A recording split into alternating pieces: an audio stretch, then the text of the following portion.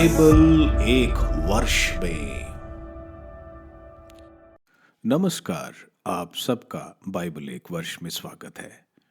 आप सब ने जो कदम उठाया है प्रभु के वचन सुनने के लिए, यह हमारे जीवन के अंधेरों को दूर करेंगे और हमें प्रभु के प्रकाश में चलाएंगे। आज हम उत्पत्ति ग्रंथ का अध्याय 7, 8, 9 और स्रोत ग्रंथ का पहला स्रोत सुनेंगे। प्रभु का वचन सुनने से पहले आइए हम ईश्वर से प्रार्थना करें। हे प्रभु, हम आपका वचन सुनने वाले हैं। हमारे मन की आंखें खोलें और हमें आध्यात्मिक प्रज्ञा दें ताकि हम आपको जान सकें और आपके वचन के अनुसार अपना जीवन जिए। यह हम मांगते हैं आपसे प्रभु यीशु के नाम, आमीन। उत्पत्ति ग्रंथ अध्याय 7, जल प्रलय।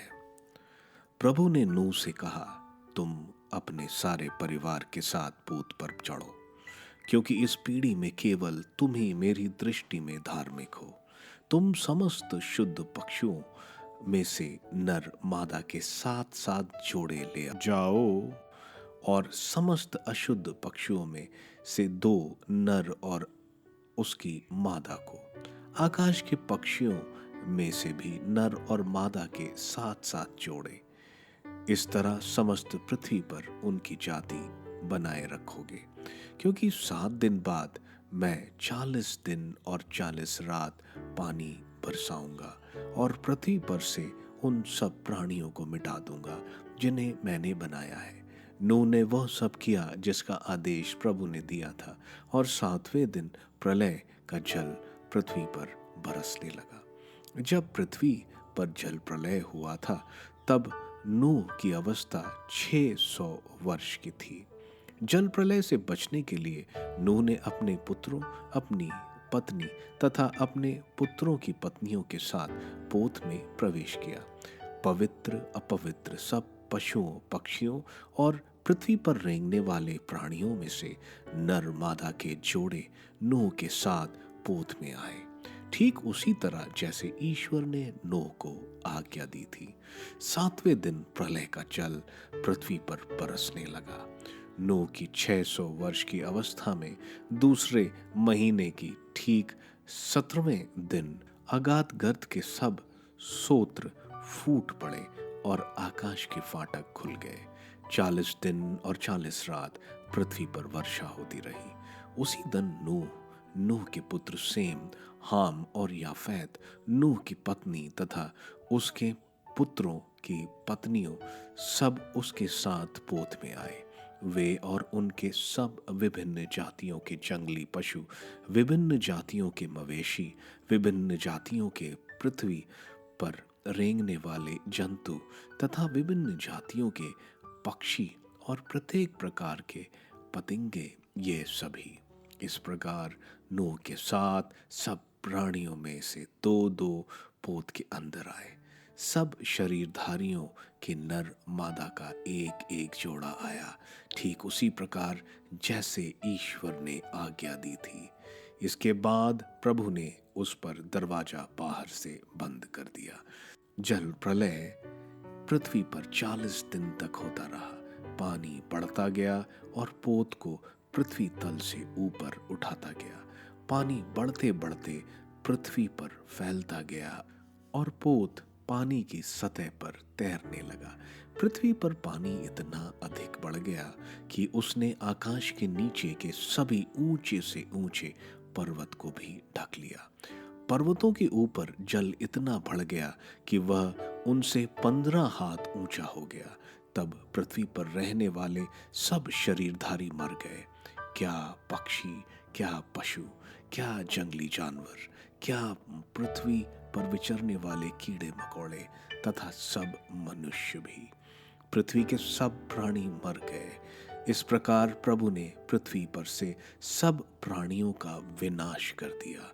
मनुष्य से लेकर पशु, पृथ्वी पर विचरने वाले कीड़े मकोड़े और आकाश के पक्षी सब पृथ्वी पर से नष्ट कर दिए गए। बच गया केवल नूह और वे जो उसके साथ पोत में थे। पृथ्वी पर पानी 150 दिन तक फैला रहा। उत्पत्ति ग्रंथ अध्याय 8, जल प्रलय की समाप्ति। परंतु ईश्वर को नूह और उसके साथ पोत के सब जंगली जानवरों और सब पशुओं का ध्यान रहा। ईश्वर ने पृथ्वी पर हवा बहाई और पानी घटने लगा। अब अगाध गर्त के स्रोत और आकाश के द्वार बंद हो गए थे और आकाश से होने वाली वर्षा रुक गई थी। तब पृथ्वी पर पानी धीरे धीरे कम होने लगा। 150 दिन के बाद पानी घट गया और 7वें महीने उस महीने के 17वें दिन पोत अराराट की पर्वत श्रेणी पर जा लगा। 10वें महीने तथा पानी घटता चला गया और 10वें महीने उस महीने के पहले दिन पर्वतों की चोटियां दिखाई पड़ी। 40 दिन के बाद नूह ने उस खिड़की को खोला जिसे उसने पोत में बनाया था और एक कौआ छोड़ दिया। वह कौआ तब तक आता जाता रहा जब तक पृथ्वी पर का पानी नहीं सूख गया। 7 दिन तक प्रतीक्षा करने के बाद नूह ने पोत से एक कपोत को छोड़ दिया जिससे यह पता चले कि पृथ्वी पर का पानी घटा या नहीं। कपोत को कहीं भी पैर रखने की जगह नहीं मिली और वह नूह के पास पोत पर लौट आया क्योंकि समस्त पृथ्वी तल पर पानी था। नूह ने हाथ बढ़ाया और उसे पकड़कर पोत के अंदर अपने पास रख लिया। उसने 7 दिन तक प्रतीक्षा करने के बाद कपोत को फिर पोत के बाहर छोड़ दिया। शाम को कपोत उसके पास लौटा और उसकी चोंच में जैतून की हरी पत्ती थी।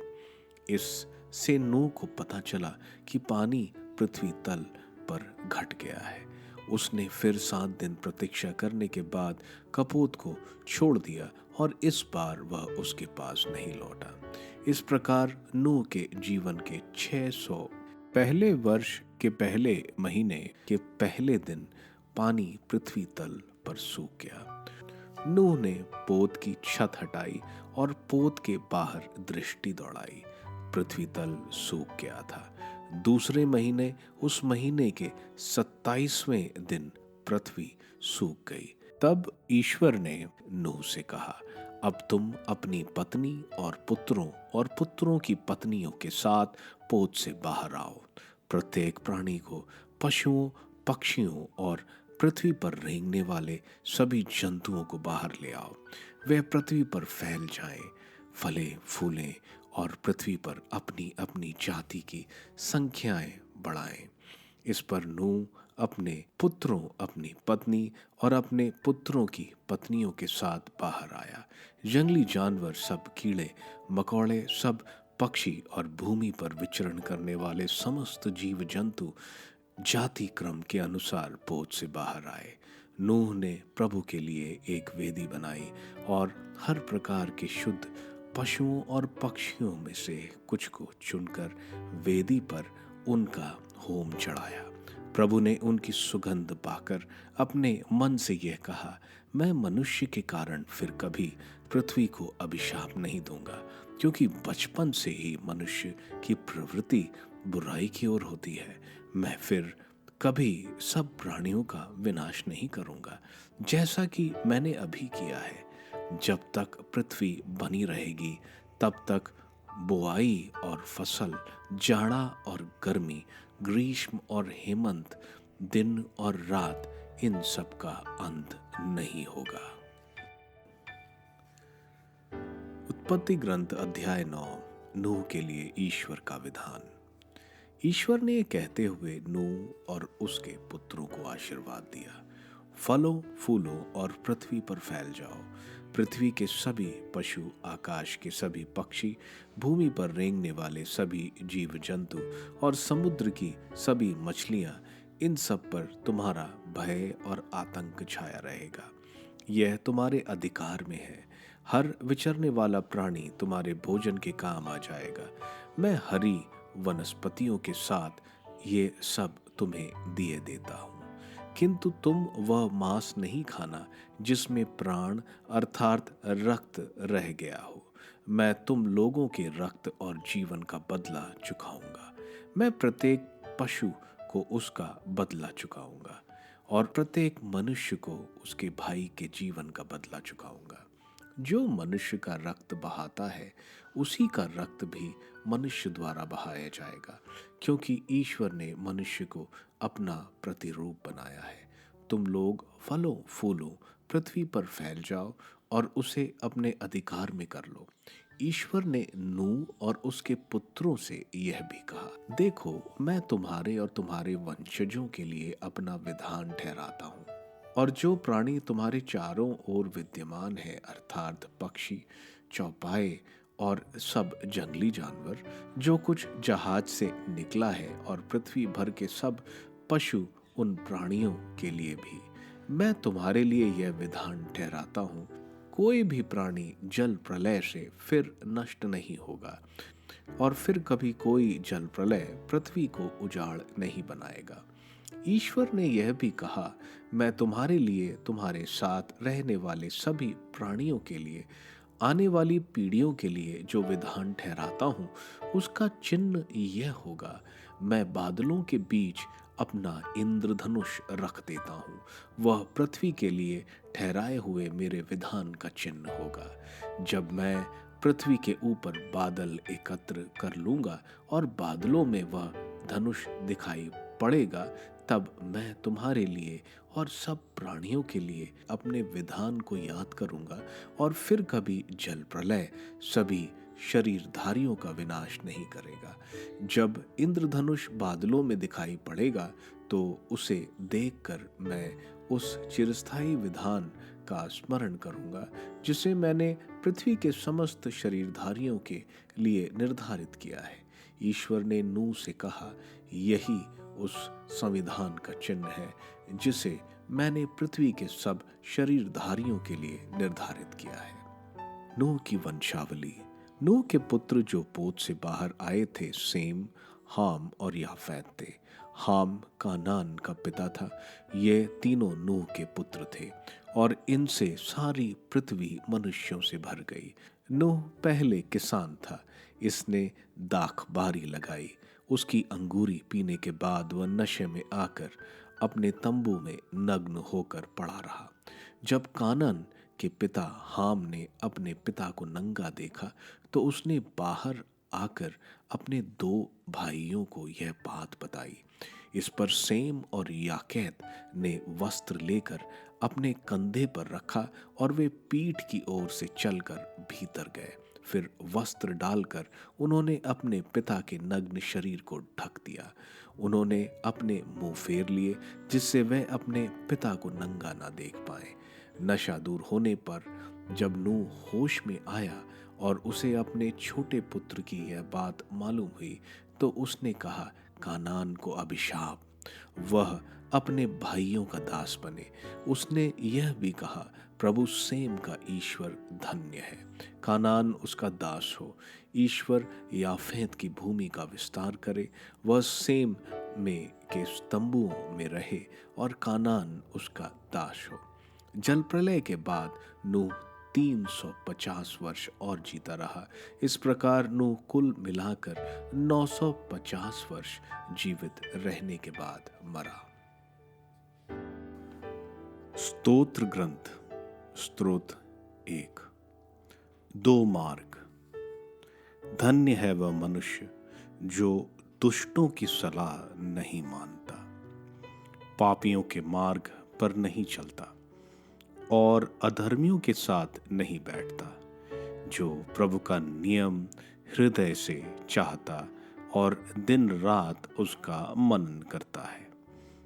वह उस वृक्ष के सदृश है जो जलस्रोत के पास लगाया गया, जो समय पर फल देता है, जिसके पत्ते कभी मुरझाते नहीं।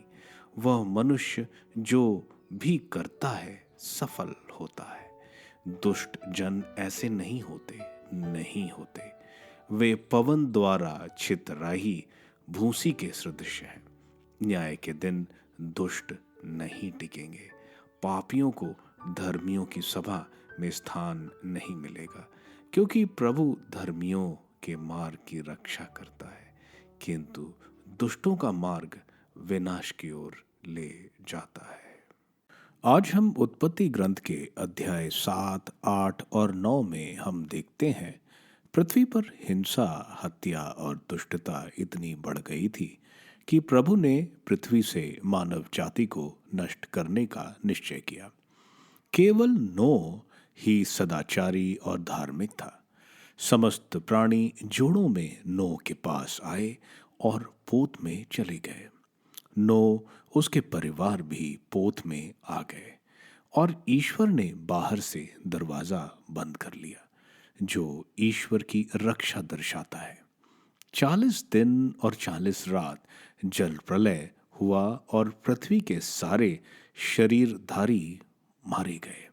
नूह को 60 से 100 वर्ष लगे पोत बनाने को, और इस बीच बाकी लोग नूह की हंसी उड़ाते थे। लेकिन नूह ने ईश्वर की बात सुनी, उस पर विश्वास किया, इसलिए उसका परिवार बच गया। जल प्रलय के पूरे 1 साल के बाद पानी सूखा। ईश्वर के कहने पर नूह और उसका परिवार पोत से बाहर आए और साथ में सारे जीव जंतु। नूह ने सबसे पहले एक वेदी बनाकर ईश्वर को होम बलि चढ़ाई। पहली बार मौसम की शुरुआत हुई। इससे पहले मौसम नहीं होते थे। ईश्वर ने नूह और उसके परिवार को आशीर्वाद दिया कि फलो फूलो और पृथ्वी पर फैल जाओ। मनुष्य का खौफ सब जंतुओं पर होगा। इसके साथ ईश्वर ने मनुष्य को जानवरों की खाने की अनुमति दी। जल प्रलय से पहले मानव जाति शाकाहारी थे। रक्त वाला मांस खाने के लिए प्रभु ने वर्जित किया। ईश्वर एक विधान बनाते हैं और कहते हैं कि अब वे कभी जल प्रलय से प्राणी का विनाश नहीं करेंगे, और विधान का चिन्ह बादलों के बीच का इंद्रधनुष है। और जब भी ईश्वर इंद्रधनुष देखेंगे, उनको विधान याद आएगा। इसलिए हम इज़ीकेल के ग्रंथ में अध्याय 1 वचन 28 में ईश्वर के सिंहासन पर इंद्रधनुष देखते हैं, और यह ईश्वर की सत्य प्रतिज्ञा दिखाता है। इसके बाद हम देखते हैं नूह खेती का काम करता है और अपने खेत के अंगूर से अंगूरी पीता है और नग्न अवस्था में अपने तंबू में सो जाता है। इस अवस्था में नूह का पुत्र हेम देख लेता है। उसकी नग्नता दूर करने के बजाय वो अपने पिता का मजाक उड़ाता है। शम और जाफेद नूह की नग्नता को ढकते हैं, और नूह जब नींद से उठता तो वो हेम के पुत्र को शाप देता है और शम और जफेद को आशीर्वाद। यह हमें सिखाता है हमें अपने माता पिता का हमेशा सम्मान करना चाहिए। यह ईश्वर की चौथी आज्ञा भी है। स्तोत्र ग्रंथ, जैसा कि आप सब जानते हैं, प्रभु की आराधना और प्रार्थना का ग्रंथ है। पहला स्रोत प्रज्ञा का स्रोत है, जो कि बताता है धन्य है वह मनुष्य जो प्रभु के मार्ग पर चलता है। वह उस वृक्ष के समान है कि जितना भी सूखा पड़ जाए वह हमेशा हरा भरा रहेगा, क्योंकि उसका पोषण ईश्वर करते हैं। इसके विपरीत दुष्ट का मार्ग विनाश की तरफ जाता है। स्रोत हमें बता रहा है कि हमें ईश्वर के मार्ग पर चलना चाहिए, जहां हर आशीष और समृद्धि है। आप सबको धन्यवाद ईश्वर के वचन सुनने के लिए। मैं आपसे विनती करता हूं कि आप बाइबल एक वर्ष में को दूसरों के साथ शेयर करें, क्योंकि प्रभु का वचन स्वयं प्रभु यीशु है। प्रभु को दूसरों को देने वालों को प्रभु की आशीष जरूर मिलेगी। मैं आप सबका बड़ी बेसब्री से कल इंतजार करूंगा। धन्यवाद।